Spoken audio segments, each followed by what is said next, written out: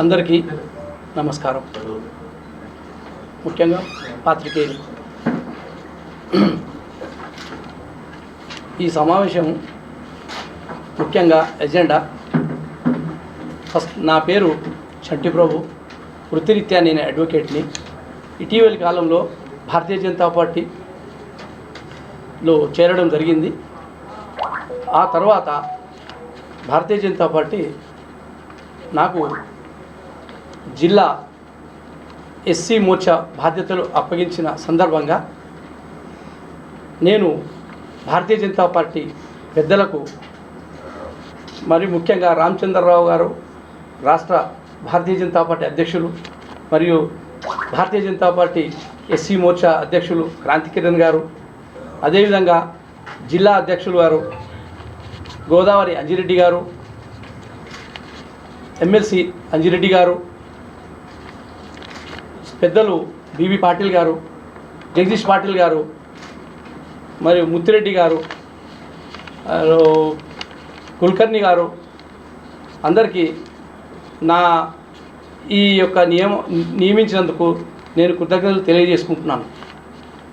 అయితే ముందుగా నాకు ఈ బాధ్యత భారతీయ జనతా పార్టీ నన్ను నమ్మి ఇచ్చింది. నేను పదవిలాగా కాకుండా సమాజ సేవకు, మరీ ముఖ్యంగా దళితుల, ఎస్సీ ఎస్టీల ఉన్నతికి నేను ఈ భారతీయ జనతా పార్టీని ప్లాట్ఫామ్గా యూజ్ చేసుకుంటూ నా యొక్క సమాజానికి, నా దళిత సోదరులకు భారతీయ జనతా పార్టీ యొక్క సంక్షేమ కార్యక్రమాలు చేరవేయడానికి నా వంతు కృషి నేను చేస్తానని మీకు చెప్తున్నాను.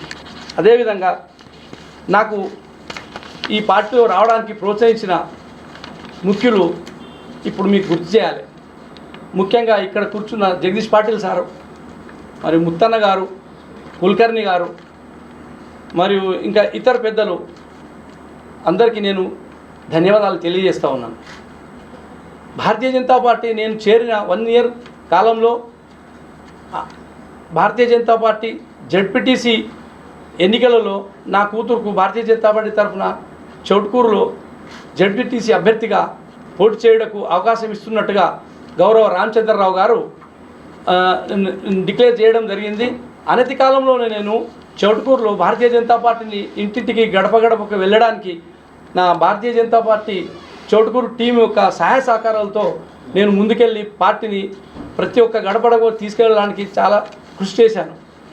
అదే అదును చూసుకొని భారతీయ జనతా పార్టీ నాకు ఈ యొక్క జిల్లా బాధ్యత అప్పగించేందుకు నేను సదా రుణపడి ఉంటాను భారతీయ జనతా పార్టీకి. అయితే మీకు ఈ సందర్భంగా ఒక విషయం తెలియజేయదలుచుకున్నాను. భారతీయ జనతా పార్టీ ఎస్సీలకు వ్యతిరేకం అనేది రూమర్ జరుగుతూ ఉన్నది ఇటీవలి కాలంలో, మొదటి నుంచి కూడా. ముఖ్యంగా భారతీయ జనతా పార్టీ దళితులకు, ఎస్సీలకు దూరంగా ఉంటుంది, వ్యతిరేకం పార్టీ అనే సందర్భంలో ఎన్నోసార్లు వ్యక్తపరచడం జరిగింది. ముఖ్యంగా కాంగ్రెస్ పార్టీ మరియు ఇతర పార్టీలు కూడా వాళ్ళు లేనిపోని అపోహలు కలిగిస్తూ దళితులను, ఎస్సీలను భారతీయ జనతా పార్టీకి దూరం చేయడానికి వాళ్ళు కుట్రలు పంపుతున్నారు. ఇలాంటి కుట్రలు భగ్నం చేయడానికి నాకు ఈ అవకాశం ఇచ్చిన దళిత మోర్చా జిల్లా స్థాయిని, ఈ జిల్లాలో ప్రతి గడపడకు, ప్రతి ఊరికి భారతీయ జనతా పార్టీ దళితులకు, ఎస్సీలకు వ్యతిరేకం కాదు.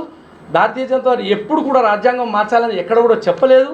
భారతీయ జనతా పార్టీ ఎక్కడ కూడా, భారతీయ జనతా పార్టీ రూలింగ్ చేసే పార్టీలు 24-25 జిల్లా రాష్ట్రాల్లో కూడా ఎక్కడ కూడా దళితులకు, ఎస్సీలకు వ్యతిరేకమైన పాలసీలు తీసుకురాలేదు.